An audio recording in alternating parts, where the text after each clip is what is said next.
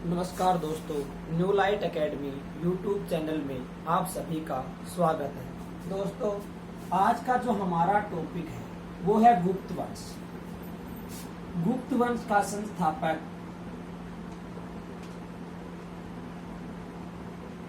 श्रीगुप्त था। श्रीगुप्त ने 240 ईस्वी के अंदर गुप्त वंश की स्थापना की। गुप्त वंशावली के अंदर श्रीगुप्त को गुप्त वंश का आदि पुरुष कहा गया है। इसके बाद गुप्त वंश के अंदर दूसरा शासक था घटोत्कच, जिसका शासनकाल 280 ईस्वी से 319 ईस्वी तक रहा। गुप्त वंश के ये दोनों शासक इतने प्रभावशाली नहीं थे। 319 ईस्वी के अंदर चंद्रगुप्त प्रथम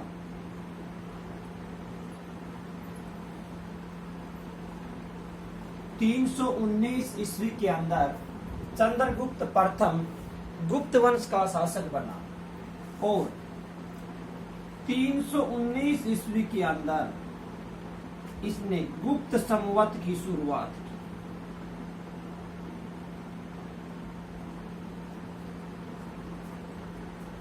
महाराजा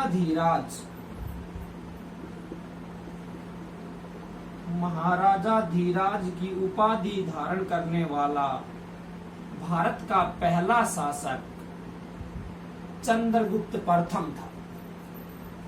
चंद्रगुप्त प्रथम का विवाह लिच्छवी वंश की राजकुमारी कुमार देवी से हुआ था।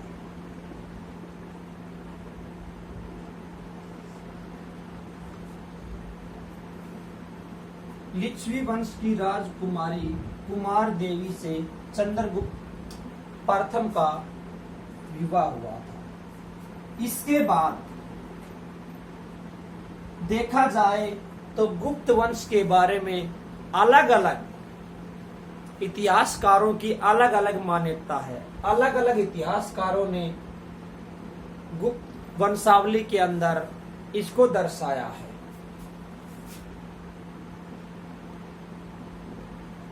रोमेला थापर ने गुप्त वंश के शासकों को वैश्य कुल का बताया है। हेमचंद्र राय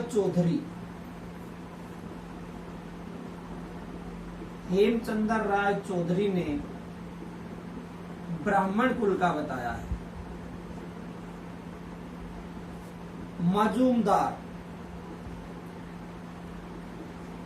मजूमदार ने गुप्त वंश के शासकों को क्षत्रिय की संज्ञा दी है।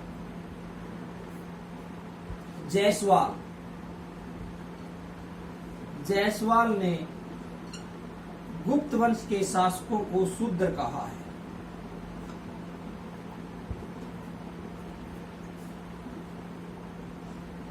वज्रिका की कीर्ति कौमुदी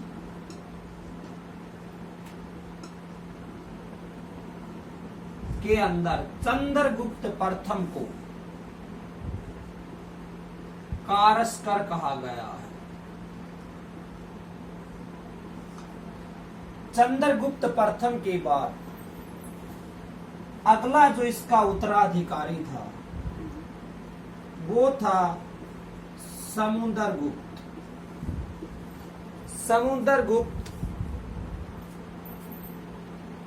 335 ईस्वी के अंदर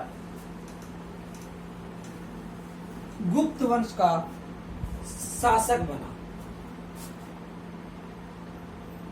समुद्रगुप्त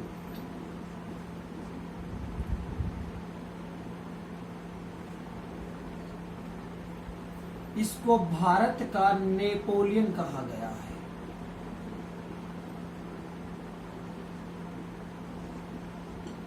समुद्रगुप्त को भारत के नेपोलियन की संज्ञा दी थी विसेंट स्मिथ ने।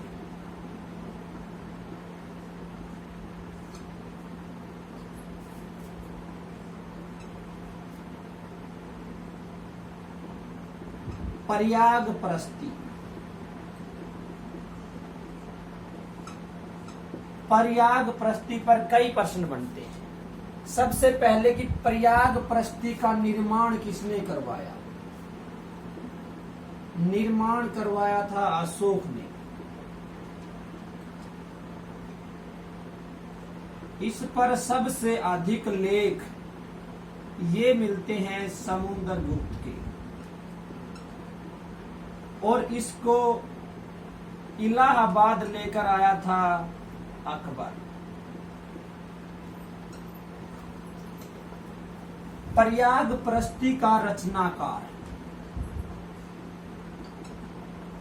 इसका रचनाकार था हरिसेन, जो समुद्रगुप्त का राज दरबारी कवि था।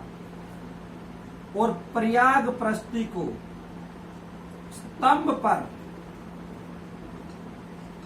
उत्तीर्ण करवाया था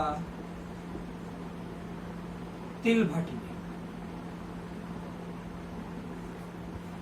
इसी प्रयाग प्रस्ती के अंदर समुद्रगुप्त को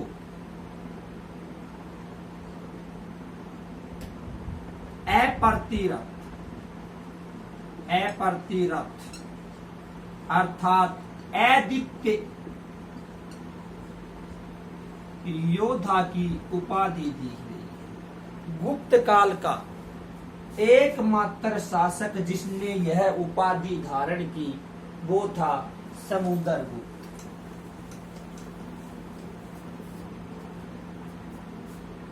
समुद्रगुप्त को प्रस्ती के अंदर कविराज कहा गया है। गुप्त काल में सबसे अधिक सिक्के विभिन्न प्रकार के समुद्रगुप्त काल के पाए गए। धनुधारी सिक्के,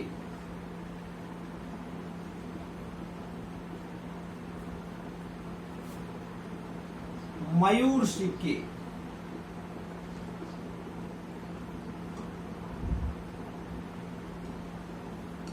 आसुहारता सिक्के और वीणा वादन सिक्के। समुद्रगुप्त को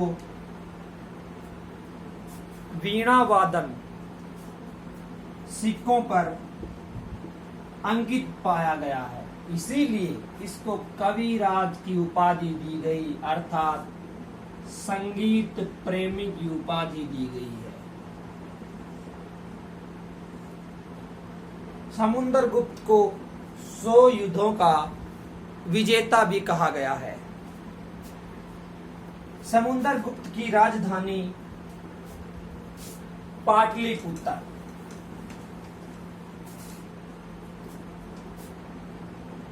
पाटलिपुत्र समुद्रगुप्त की राजधानी थी।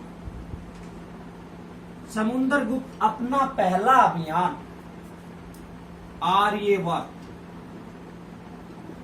आर्यवर्त के 9 राजाओं के खिलाफ शुरुआत करता है और इस अभियान को नाम दिया गया है राज्य प्रबोधन नीति।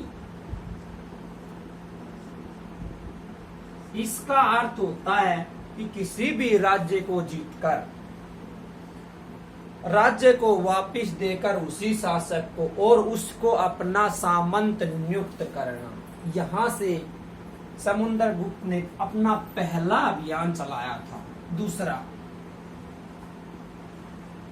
अष्टविक प्रदेश, 18 राजाओं के खिलाफ अभियान। और तीसरा था दक्षिणावर्त, 12 राजाओं को यहाँ पर इसने परास्त किया गया था और इसको नाम दिया गया ग्रहण मोक्षानुग्रह नीति। अर्थात यहाँ पर केवल यह आया और इनको लूटपाट कर फिर वापस चला गया। इस प्रकार इसने अपने साम्राज्य का विस्तार किया। समुद्रगुप्त या गुप्त काल के अंदर सोने के सिक्के दिनार कहलाते थे तथा चांदी के सिक्के रूपक कहलाते थे। समुद्रगुप्त के बाद गुप्त वंश का अगला शासक चंद्रगुप्त विक्रमादित्य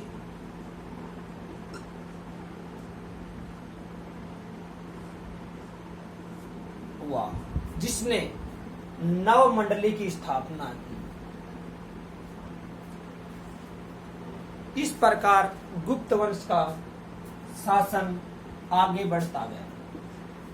दोस्तों, अगले वीडियो के अंदर हम बात करेंगे चंद्रगुप्त विक्रमादित्य की।